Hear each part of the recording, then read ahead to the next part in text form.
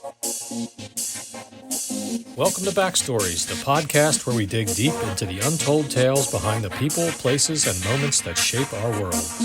Every month, we'll uncover the hidden narratives that inspire, surprise, and challenge us. So, grab your headphones and get ready to journey into the past, one backstory at a time. By popular demand, our first storyteller, Tony, Power of Television or Life of a Tour Guide. Thank you, everybody, and thanks for coming tonight. It's freezing outside. It's 28, feels like 10, or something like that. Okay, so my entire professional career has been in television, and once I took down the entire facility, not metaphorically, but not emotionally, with my foot, actually. I was given a tour to some small group of visiting Danish dignitaries and collegians who were looking at our campus. There's a very serious people, translators, a lot of suits, people who walk slowly because nothing in their life is really urgent. And as a tour guide that day, my job was just to talk and not to touch anything. So I'm inside of a very small master control suite. There's monitors everywhere, buttons, lights, programming on 2 cable channels. And I'm walking backwards because, of course I am. I'm talking confidently about television, cable television, because it's my career, and I'm posturing myself a little too comfortably near a server. I took one step back. My foot somehow found a cord.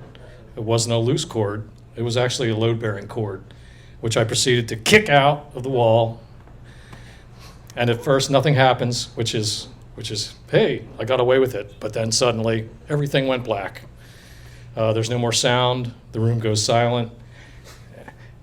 People are thinking, hey, career's just ended, this guy.